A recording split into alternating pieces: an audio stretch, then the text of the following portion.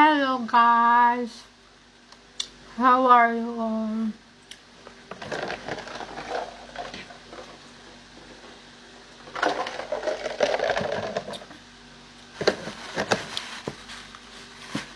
So guys,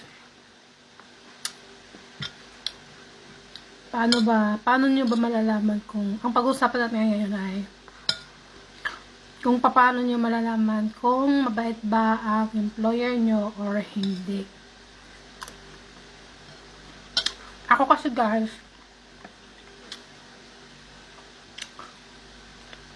first time kong nag-abroad. So, ang hiniling ko lang talaga ay sana mapunta ako sa mabait na amo, sa mabuting employer, yung hindi ako sasaktan. Tapos hiniling ko rin na sana walang mga bata. Pero hindi yun nangyari. So, yun nga, binigyan ako ng mabuting employer, mabait. Pero yung hiling ko na huwag puro bata, hindi yun na nangyari. Paano nga ba natin malalaman kung mabuti ang employer natin or hindi? So, ako kasi, nalaman, pagdating ko pa lang doon sa Saudi, iba na yung naramdaman ko. Hindi ako kinakabahan, pero niisip ko kung kakayanin ko ba yung init ng Saudi Arabia. Kasi August ako dumating doon eh. Baka mamatay ako, sobrang init, baka hindi ko kayanin. Yun yung mga iniisip ko doon. Pero kung pakikisama lang, meron ako noon. Sabay ganun. Kasi ang masasabi ko guys, simula nang nagtrabaho ako ng bahay, lahat ng nagiging amo ko, lahat ng nagiging employer ko, ay mabuti sila sa akin. Tapos lagi nila akong pinupuri. Hindi sa pagmamalaki, pero totoo yun. Lagi akong pinupuri ng mga nagiging employer ko. Kahit mga matatandang nakikilala ko, nakakasama ko, sinasabi nilang mabuti daw ako. Char lang. So ngayon, pagdating ko doon sa Saudi, siguro, biyahe muna kami ng 13 hours, 14 hours, simula Riyadh hanggang Najran. Tapos pagdating ko doon, sinundo ko ng employer kong lalaki. Siguro mga ilang agency muna, pinutan ko, 3 agency muna ang binagsakan ko bago ako nakarating sa employer ko. Pero okay naman kasi safe naman. Tapos, pagdating ko doon, hinatid ako ng isang agency, doon sa amo ko, nagkita lang sila sa gilid ng kalsada. Sa highway lang nila ako pinagpasahan. Tapos yun, binati ako kaagad ng employer kong lalaki. Nagsabi siya kaagad sa akin na, Assalamualaikum, kumusta ka? Binati niya ako, tinanong niya ako kung kumusta yung biyahe ko, kung kumusta daw ako. Parang doon, naramdaman ko na, okay, parang feeling ko mabait yung magiging amo ko. Habang sakay ako ng kotse, kinakausap niya ako na huwag daw akong matakot, na kung ano daw yung mga kailangan ko, sabihin ko daw. Pero ako nahihiya pa ako noon. Pero yung amo ko, nakakaintindi naman siya ng English, nakakapag-English naman yung lalaki. So, naiintindihan ko siya. Tapos yun, sinabi niya doon, habang nandun ako sa sakyan, sinabi niya na, sa ngayon daw, hindi daw na muna ako doon titira sa bahay nila kasi nga, yung isang katulong is nandun pa. So, hindi pa umaalis. After 10 days pa daw. So, sabi niya sa akin, doon daw ako muna mag-stay sa kapatid niya. Sa kapatid ng asawa niya, at saka sa kapatid niya. Doon daw muna ako mag-stay. So, yun. Hindi ko naman ina-expect na yung mga amo ko pala is mabait sila. Hindi ko ina-expect na nakaabang na pala yung asawa ng amo kong lalaki sa labas ng gate nila, nakaabang pala sa akin. So yun, pagdating namin doon sa lugar ng bahay nila, nakita ko yung madam ko. Andun na sila sa labas ng gate, nakaupo kasama yung mga anak.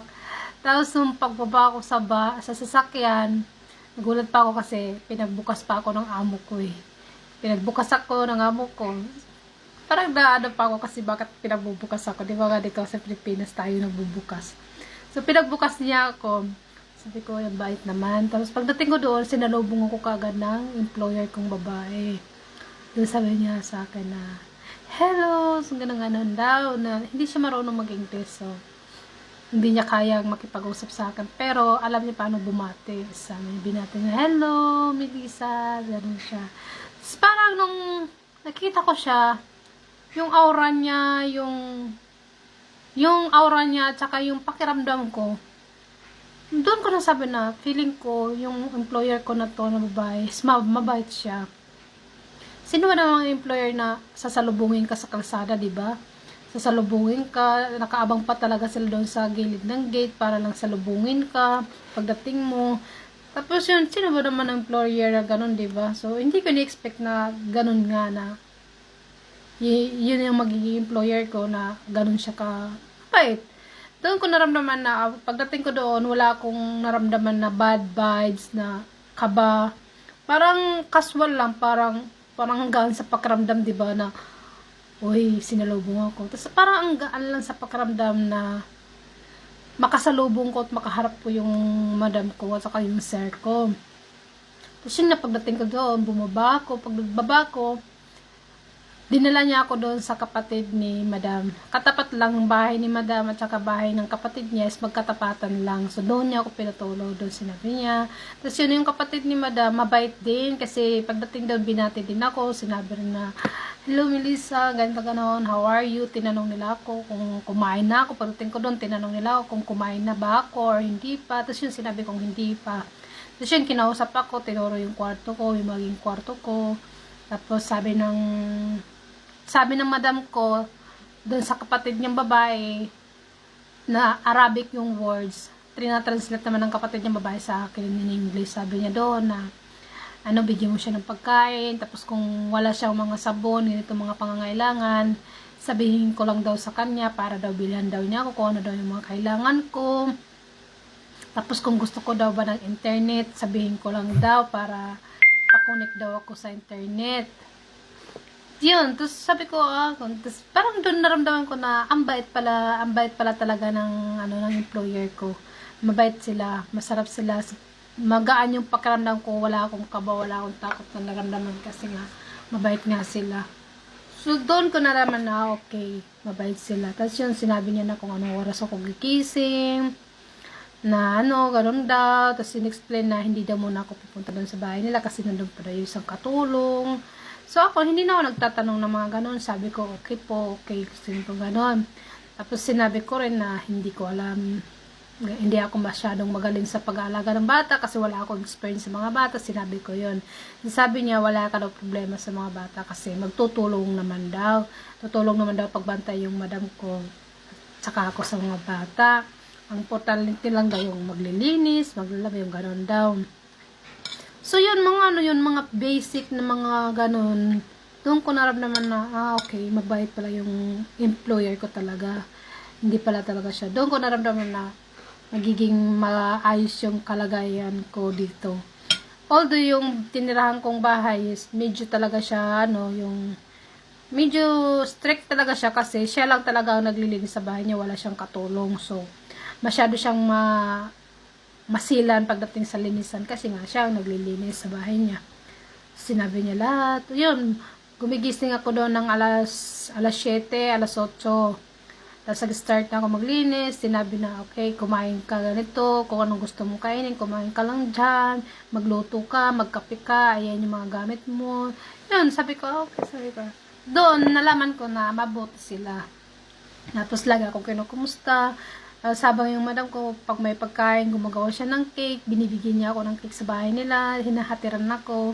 Parang ang sarap. Tapos yung mga bata, winilcome din ako. Well, yung mga bata, mga makukulit talaga sila, pero masasabi ko, mababait din naman sila. So yun, malalaman mong mabait yung isang madam kapag sinalubong ka nila. Abangan nyo ang part 2. Okay, bye-bye. Thank you!